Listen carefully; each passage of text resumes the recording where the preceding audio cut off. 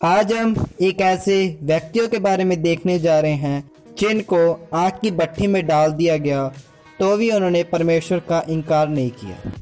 नबूकदनेस्सर राजा ने सोने की मूर्ति बनवाई।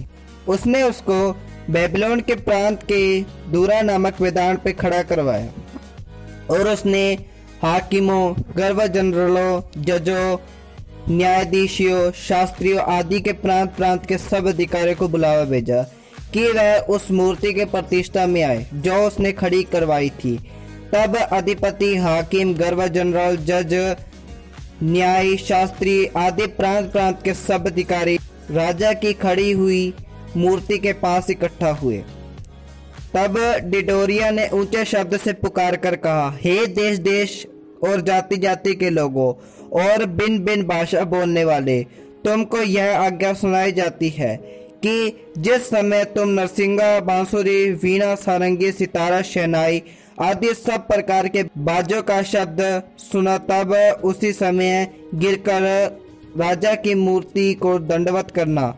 जो कोई गिरकर दंडवत न करेगा वह उसी घड़ी धधकते हुए भट्टे के बीच में डाल दिया जाए। इस कारण उस समय ज्यों ही सब जाति जाति लोगों को नरसिंगा, बांसुरी, वीणा, सारंगी, सितार, शहनाई आदि सब के बाजों का शब्द सुना पड़ा, त्यों ही देश देश, जाति जाति के लोग और बिन बिन भाषा बोलने वाले ने गिरकर सोने की मूर्ति को दंडवत किया जो राजा ने खड़ी करवाई। उसी समय कई एक कसदी पुरुष राजा के पास गए और कपट से यहूदियों की चुगली खाई। वे राजा से कहने लगे, हे राजा, तू चिरंजीवी रहे। हे राजा, तूने तो यह आज्ञा दी थी कि जो मनुष्य नरसिंगा, बांसुरी, सितार, वीणा, शहनाई आदि सब प्रकार के बाजों का शब्द सुने वह गिरकर उस सोने की मूर्ति को दंडवत करे, और जो कोई गिरकर दंडवत ना करेगा वह धधकते भट्टे के बीच में डाल दिया जाएगा। देख, शद्रक, मेशक और अबदेनगो नामक कुछ यहूदी पुरुष जिन्हें तूने बेबीलोन के प्रांत के कार्य के ऊपर नियुक्त किया था, तेरी आज्ञा की कुछ चिंता नहीं की। वे तेरे देवता की उपासना नहीं करते और जो सोने की मूर्ति तूने खड़ी कराई थी उसको दंडवत भी नहीं करते। तब राजा ने जलजलाहट में आकर आज्ञा दी कि शद्रक, मेशक और अबदेनगो को लाओ। तब वे पुरुष राजा के सामने हाजिर किए गए। राजा ने उनसे पूछा, हे शद्रक, मेशक और अबदेनगो, तुम लोग जो मेरे देवता की उपासना नहीं करते और मेरी कढ़ाई कराई हुई सोने की मूर्ति को दंडवत नहीं करते, तो क्या तुम जानबूझकर ऐसा करते हो? यदि तुम अभी तैयार हो कि जब नरसिंगा, बांसुरी, वीणा, सितारा, शहनाई आदि सब प्रकार के बाजों का शब्द सुने और उसी क्षण गिरकर मेरी बनवाई मूर्ति को दंडवत करो तो बचोगे, और यदि तुम दंडवत न करोगे तो उसी घड़ी धधकते हुए भट्टे के बीच में डाल दिए जाओगे। फिर ऐसा कौन देवता जो तुमको मेरे हाथों से छुड़ा सके? शद्रक, मेशक और अबदेनगो ने राजा से कहा, हे राजा, इस विषय में तुझे उत्तर देने का हमें कुछ प्रयोजन नहीं जान पड़ता।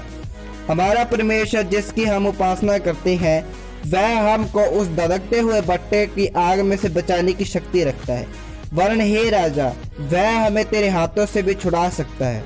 परंतु यदि नहीं तो हे राजा, तुझे मालूम हो कि हम लोग तेरे देवता की उपासना नहीं करेंगे और न तेरी खड़ाई करी हुई को दंडवत करेंगे। तब राजा जुझला उठा और उसके चेहरे का रंग शद्रक, मेशक और अबदेनगो के प्रति बदल गया।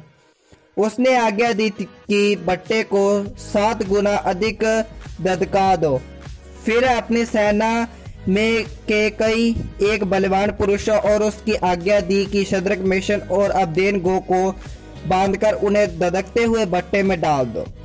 तब वे पुरुष अपने मोजों, अंगरखों, बागों और अन्य वस्त्रों सहित बांधकर उस धधकते हुए भट्टे में डाल दिए गए।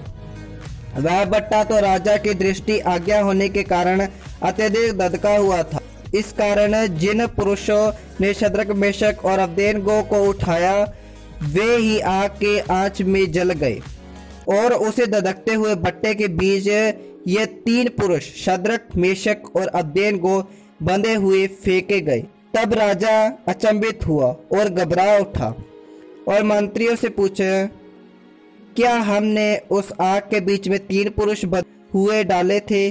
उन्होंने राजा को उत्तर दिया, हाँ राजा, सच बात है। फिर उसने कहा, अब मैं देखता हूँ कि 4 पुरुष आग के बीच में खुले हुए टहल रहे हैं और उनको कुछ भी हानि नहीं पहुंची, और चौथे पुरुष का स्वरूप ईश्वर के पुत्र के सदृश है। फिर राजा ने धधकते हुए भट्टे के द्वार के पास जाकर कहने लगा, हे शद्रक, मेशक और अबेदनगो, हे परम प्रधान परमेश्वर के निकल कर यहाँ आओ। यह सुनकर शद्रक, मेशक और अबेदनगो आग के बीच में से निकल आए।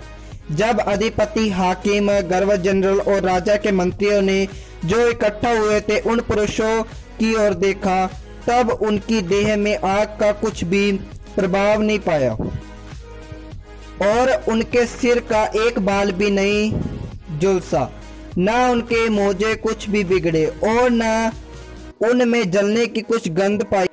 राजा कहने लगा, धन्य है शद्रक, मेशक और अबेदनगो का परमेश्वर, जिसने अपना दूत भेजकर अपने दास इन दासों को इसलिए बचाया क्योंकि उन्होंने राजा की आज्ञा न मानकर तुझी पर भरोसा रखा और यह सोचकर अपना शरीर भी अर्पण किया कि हम अपने परमेश्वर को छोड़ किसी देवता के पास में दंडवत ना करेंगे।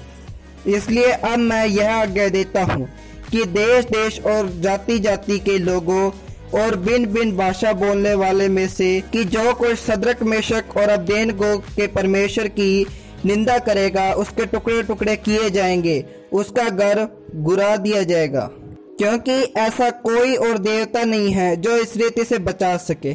तब राजा ने बेबीलोन के प्रांत में शद्रक, मेशक और अबेदनगो के पद को ऊंचा किया।